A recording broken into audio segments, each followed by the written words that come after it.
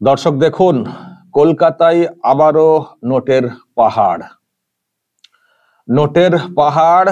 দক্ষিণ কলকাতার আবাসনে কত কোটি টাকা গুনতে ব্যাংক থেকে যন্ত্র আনলো ইডি। যন্ত্র এনেছে, টাকা গোনা চলছে। তবে এরই মধ্যে শুভেন্দু অধিকারী একটা তথ্য দিয়েছেন। আমি দর্শক সেটা আপনাদেরকে প্রথমে শোনাবো, তারপরে ব্যাখ্যাতে আসবো। কত কোটি পরে দেখতে পাবো। 3 কোটি না, আমার কাছ থেকে শুনবেন 9 কোটি হয়ে গেছে। গণনা শেষ হয়নি, কম্পিটিশন চলছে অপাপার থেকে হারাবে কিনা। এই ডিয়ার লটারি, মার্টিন লটারি গোটা পশ্চিমবঙ্গের যুব সমাজকে শেষ করেছে। আমি 3 বছর ধরে সবাইকে বুঝিয়েছি যে সোল্ড টিকিটে লটারি লাগে না, আনসোল্ড টিকিটে লটারি লাগে। 1 কোটি টাকা পুরস্কার দেখে সাধারণ লোক, হকার, টোটো চালক, দিন আনতে দিন খাওয়া, 200-300 টাকা রোজগার, অধিকাংশ টাকা লটারির দোকানে দিয়ে খালি হাতে বাড়িতে আসেন। আত্মহত্যা পর্যন্ত করেছে, একাধিক নাম আমার কাছে আছে। ভাইপো লটারি 4,500 কোটি টাকা 2 বছরে রাজ্য সরকার ট্যাক্স নিয়েছে। 600 কোটি টাকা তৃণমূলের ইলেকটোরাল বন্ডে অফিসিয়ালি দিয়েছে এরা। 400 কোটি টাকা বেআইনিভাবে নিয়েছে। চেন্নাইতে বসে 21 সালে ভোটের আগে ডিল হয়েছিল। ভাইপো, ওখানকার যারা ছিলেন শাসক, এখনো আছেন তারা, এবং আইপ্যাকের লোকেরা, তারা ডিল করে দিয়েছিল। তৃণমূল 100 কোটি টাকা নিয়েছিল ভোটের জন্য 2021 সালে। তারপর থেকে বঙ্গলক্ষ্মী, গৃহলক্ষ্মী, ধনলক্ষ্মী, রাজ্য সরকারের লটারি বন্ধ করে এদের হাতে ছেড়ে দেওয়া হয়েছে। বেকার যুবক যুবতীরা ধ্বংস হয়ে গেছে ডেলি খাওয়া লোকেদের। অতএব এদেরকে একেবারে সমূলে তুলে ফেলা উচিত। এদেরকে যারা পশ্চিমবঙ্গে আমদানি করেছে তাদের বাড়িতে রেড করে তাদের গ্রেপ্তার করা উচিত, এই দাবি করছে। দর্শক শুনলেন, উনি বলেছেন যে এখনো পর্যন্ত 9 কোটি হয়ে গেছে, এবং বললেন যে একটা কম্পিটিশন হচ্ছে যে অপা মানে পার্থ অর্পিতার ওই যে টাকার যে ভলিউম যেটা ইডি পেয়েছিল। দর্শক আপনাদের হয়তো মনে আছে সেই পাহাড়। আমি একটা ভিজুয়াল দেখাতে পারি, মনে পড়ছে। শুভেন্দু অধিকারী বলছেন যে ওনার কাছে যে তথ্য এসছে, খবর এসছে যে এটাকেও টপকে যেতে পারে। কাউন্টিং এখনো চলছে, টাকা গোনা হচ্ছে, 9 কোটি এখনো পর্যন্ত জানতে পেরেছেন। তো এটাও টপকে যেতে পারে, এমনটাও উনি মনে করছেন। তো টপকালো না সেটা কথা না, কিন্তু যে অঙ্কটা আমরা এখনই শুনছি এটাও তো কম না। এরপর আরো হয়তো বাড়বে, সেটা পরিষ্কার। এখন কোথায় গিয়ে ঠেকবে সেটা আমরা জানি না। কিন্তু দর্শক, শুধু অঙ্ক না, শুভেন্দু অধিকারী তার এই বক্তব্যের মাধ্যমে বেশ কিছু তথ্য উনি কিন্তু দিয়েছেন।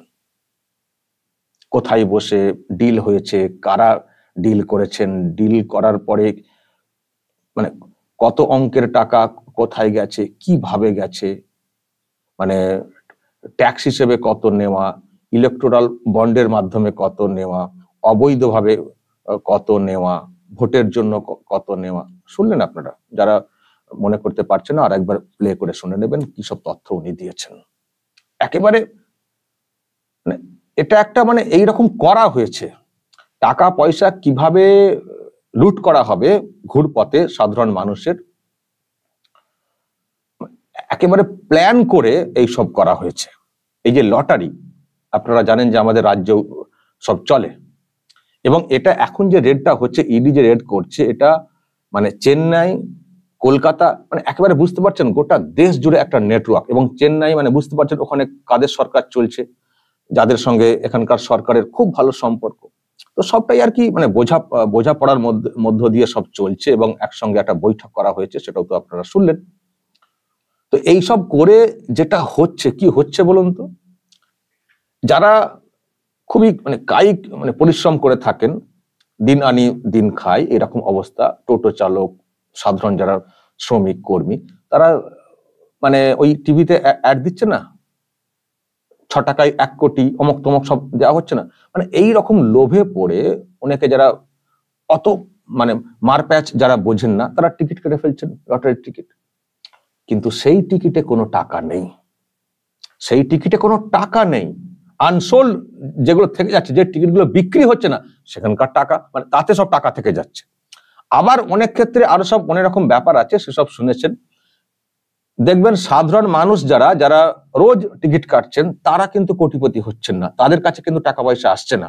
টাকা পয়সা কে পাচ্ছেন, কার ভাগ্যে কোটি কোটি টাকা জুটে যাচ্ছে? অনুব্রত মণ্ডল, শুনেছেন আপনারা? অনুব্রত মণ্ডল, তার কন্যা বিবেক গুপ্তার একটা নাম শুনেছিলাম কলকাতায়, মানে এই টাইপের সব নেতাদের নামে দেখবেন কোটি কোটি উঠে যাচ্ছে। আবার অনেক নাম হয়তো আমরা জানতেই পারিনি, তার মধ্যে ইদিক উদিক হয়ে ওই কালো টাকা সাদা হয়তো করে নেওয়া হয়েছে, হয়তো আমরা এখনো টেরই পাইনি, কিছু কিছু তথ্য সামনে এসেছিল বলে জানতে পেরেছি। মানে বিষয়টা কি দাঁড়াচ্ছে? বিষয়টা হচ্ছে দু রকম। একটা হচ্ছে সাধারণ মানুষ টাকা পয়সা দিয়ে টিকিট কাটছেন, তাদের ভাগ্যে টাকা আসছে না, সেই টাকা মানে আনসোল্ড যে টিকিটগুলো বিক্রি হচ্ছে না তার মধ্যে থেকে যাচ্ছে, সেখান দিয়ে একটা লাভ। আর একটা এই লটারির এই যে কারবার, এটাকে ব্যবহার করে একটা অংশের মানুষ তারা তাদের যে কালো টাকা সেটাকে সাদা করছেন, সাদা করছেন, বুঝতে পারছেন? যে এরকম লুট করা হচ্ছে, সেই লুটের ভাগ হিসেবে যাচ্ছে ইলেকট্রাল বন্ড বলুন বা অবৈধভাবে অন্য সিস্টেমে বলুন, এইভাবে টাকা একটা মানে যাচ্ছে শাসকের কাছে, এটা বলার চেষ্টা হয়েছে।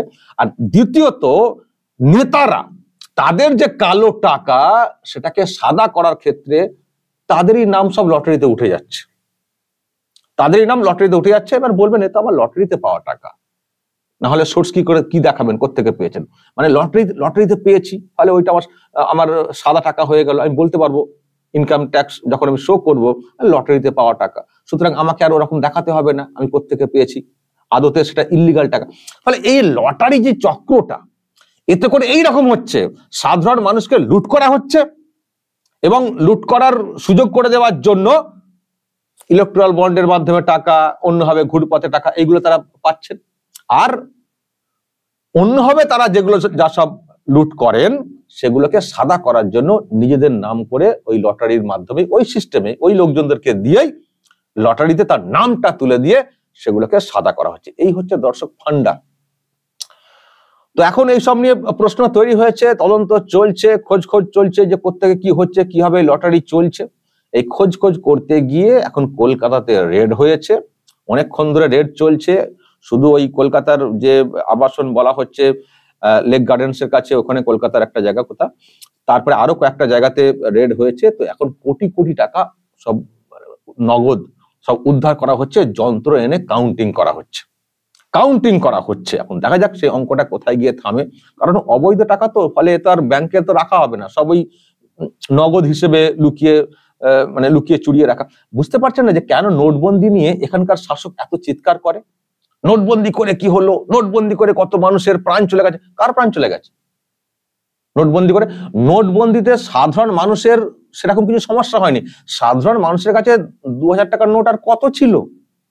নোট বন্দি করে সমস্যায় পড়েছেন এই রকম লোকজন, যাদের বাড়িতে কোটি কোটি কোটি কোটি টাকা 2000 টাকার নোট হিসেবে রাখা হয়েছিল, তারা সমস্যায় পড়েছিলেন। আমি জানি না যারা চিৎকার করেন তারাও সমস্যাতে পড়েছিলেন কিনা, সেই জন্য আমি জানি না এত চিৎকার গলা থেকে বের হয় কিনা। তো এই যে দর্শক শুনুন, নোটবন্দি হয়েছে, তারপরেও কোটি কোটি কোটি কোটি নগদে বাড়িতে, তার মানে বুঝতে পারছেন কি সব ব্যাপার। তো এইসব লোকেরা নোটবন্দির বিরুদ্ধে চিৎকার করবেন না তো কারা করবেন? এনারাই তো নোট বাড়িতে বন্দি করে রাখেন নগদ হিসেবে। ফলে যখনই নোটবন্দি করা হয়েছিল সব বার করতে হয়েছিল, সেটা নিয়ে সমস্যা তৈরি হয়েছিল। তো দেখুন দর্শক, নোটবন্দি কদিন হলো, বছর হয়েছে নোটবন্দি, তারপরেও দেখুন কত কোটি কোটি কোটি কোটি নোট আকারে সব ঢুকে রয়েছে। আবার সেই কলকাতা, বাংলা, কলকাতার মধ্যে, শহরের মধ্যে কোটি কোটি। তো এই যে বিষয়টা দর্শক, অনেক প্রশ্ন, আমি তো দুটো ওখানে বললাম যে এই লটারির মাধ্যমে কি হচ্ছে, তার সঙ্গে আরো অনেক তো প্রশ্ন তৈরি হচ্ছে না যে তার মানে আমাদের রাজ্যটা অ্যাকচুয়ালি কি রাজ্যটা? আর কলকাতা মানেই দেশের মানুষের কাছে একটা হয়ে গেছে যে কলকাতা মানেই রেড হলেই কোটি কোটি কোটি কোটি কোটি কোটি পাওয়া যাবে, মানে এইরকম একটা ব্যাপার হয়ে গেছে। যে রাজ্যের মুখ্যমন্ত্রী হচ্ছেন একজন মহিলা, সেই রাজ্যে কলকাতা বা আশপাশে এরকম কোটি কোটি টাকা উদ্ধার হয়, আর উদ্ধার ইডি করতে পারে, রাজ্যের পুলিশ কিন্তু সেসব টাকা পয়সা উদ্ধার করতে পারে না। এক অদ্ভুত ব্যাপার।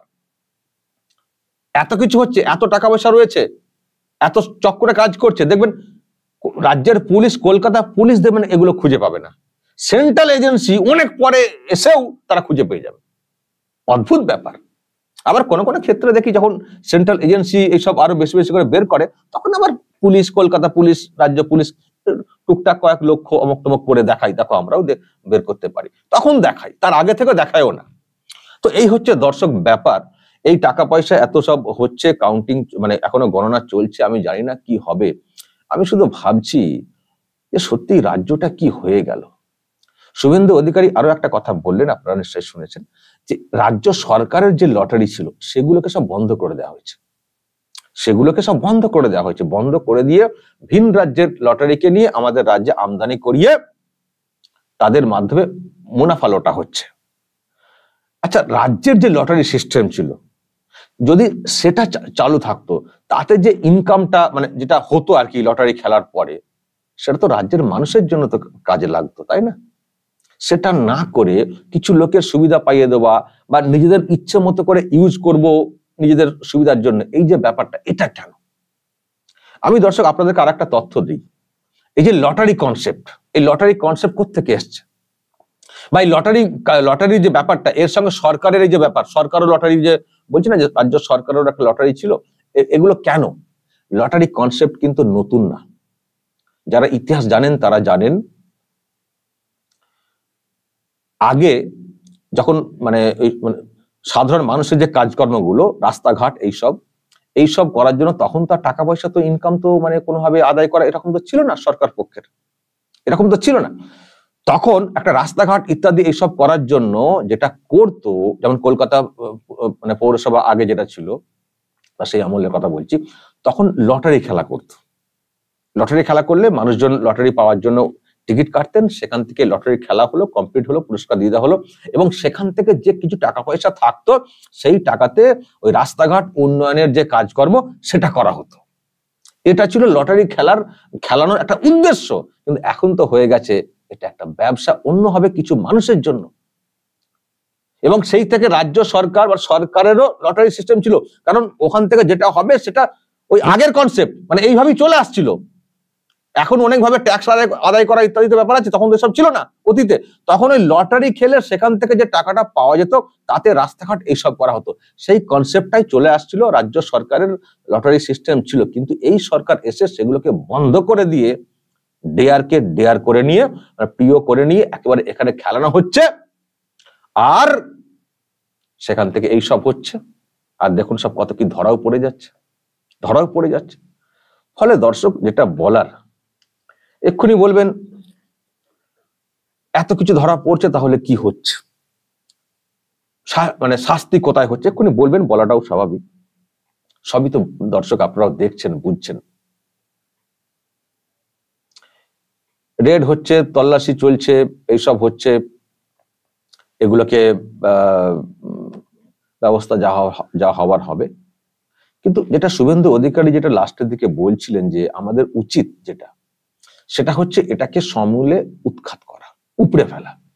এখন বিচার তদন্ত মানে হবে, আমরা নিশ্চয়ই আমরা আশা করি যে তদন্ত হবে, শাস্তি হবে, আরো মাথা পর্যন্ত পৌঁছানোর চেষ্টা হবে, এটা আমরা আশা করি। কিন্তু যেমনটি ভাবছি তেমনটি তো সবসময় হচ্ছে না। হচ্ছে কি সেই মতো করে কি সবকিছু হচ্ছে? সেই জন্য আমার মনে হয় ওই একটা সিদ্ধান্ত যেটা বললেন শুভেন্দু অধিকারী, সেটাই নেওয়ার দরকার, যে ও যা হচ্ছে হোক, কিন্তু আমরা যা দেখতে পাচ্ছি সেটা দেখে আমরা একটা মনস্থির করে ফেলি যে একে উৎখাত করব। যা তদন্ত হচ্ছে, উদ্ধার হচ্ছে, যা হচ্ছে সেটা আমরা দেখছি, তদন্ত চলছে, বিচারের মতো করে চলবে, সে যা হবার হবে। আমরা চাই খুব কঠিন শাস্তি হোক, খুব দ্রুত হোক, সেটা আমরা চাইলে তো সবকিছু হবে না, সে যা হবার হবে। কিন্তু আমাদেরকে মনস্থির করে ফেলতে হবে যে এদেরকে উৎখাত করার জন্য যেটা করার সেটা আমাদেরকে করতে হবে। কারণ শাসকের লোকজনদের একটা কোথাও একটা আলাদা এনার্জি হয়ে গেছে, যতই এইসব হোক, রেড হোক আর হোক, আমরা ঠিক শেষ মুহূর্তে বেঁচে যাব বা আমরা ঠিক নিজেদেরকে বাঁচিয়ে ফেলবো। এটা কেন তারা ভাবছে? কারণ তাদের কাছে প্রচুর পয়সা কড়ি আছে আর পাওয়ার আছে। তো এই আমাদেরকে যেটা সিদ্ধান্ত নিতে হবে সাধারণ মানুষকে, বাংলার ভালোর জন্য, এই পাওয়ারটাকে কাট করতে হবে। তার মানে সুযোগ পেলেই একে উৎখাত করতে হবে, সেই সুযোগটাকে কাজে লাগাতে হবে। এবার সুযোগ অনেকভাবে আসে, ভোটের মাধ্যমে আসে, অন্যভাবেও আসে। আমি অন্যভাবে বলি বলে কেউ কেউ রাগ করেন যে আপনি অগণতান্ত্রিক সিস্টেমে কেন আপনি এনকারেজ করেন। আমি তাদের উদ্দেশ্যে বলতে চাই, আমরা কখন অগণতান্ত্রিক সিস্টেমটাকে এনকারেজ করছি? যখন দেখতে পাচ্ছি যে গণতন্ত্র নেই, যখন দেখতে পাচ্ছি যে গণতন্ত্র লুণ্ঠিত হয়ে গেছে, গণতন্ত্র বলে কিছু নেই রাজ্যে, তখন কি বলবো? তখন আমি গণতন্ত্রের কথা বলবো? যখন গণতন্ত্র নেই দেখতে পাচ্ছি, গণতান্ত্রিক সিস্টেমকে যখন উপেক্ষা করা হচ্ছে দেখতে পাচ্ছি, তখন মানুষ তার বিকল্প উপায় বের করবেন না? সেটা বলবো না? আপনারা সেই সুযোগটা দিন না, যে গণতান্ত্রিক সিস্টেমে আমরা থাকবো, সেই মতো করে যাদের যা সমর্থন সেই মতো সরকার গঠিত হবে। দিন না সেই সুযোগটা, তাহলে তার এইসব কথা আমাদেরকে বলতে হয় না। আমরাও তো চাই যা কিছু হবে গণতান্ত্রিক সিস্টেমে হবে, গণতান্ত্রিক সিস্টেমে সরকার থাকা না থাকা ঠিক হবে, আমরাও তো সেটা চাই। কিন্তু যখন দেখতে পাই যে এইসবকে এখানে ফলো করা হচ্ছে না, তখন আমরাও তো ভাবি যে এইভাবে কি চলতে থাকবে? এইভাবেই চলবে? কোনোভাবে কি তাহলে এ করা যাবে না? দিনের পর দিন দেখতে পাবো গণতন্ত্র লুট করা হচ্ছে, আর আমরা চুপ করে বসে থাকবো। তখন ভিতর থেকে অন্যরকম রিয়াকশন আসবে না? তো সেই রিয়াকশনটাই ব্যক্ত করি। দিন না ভালো করে চলতে, দেখবেন আমাদের মুখে আর ওইসব কথা থাকবে না, আমরা শুধুমাত্র ভোটের কথাই বলবো। দর্শক বলবেন যা বলার কমেন্ট বক্সে, নজর রাখবেন আরামবাগ টিভিতে।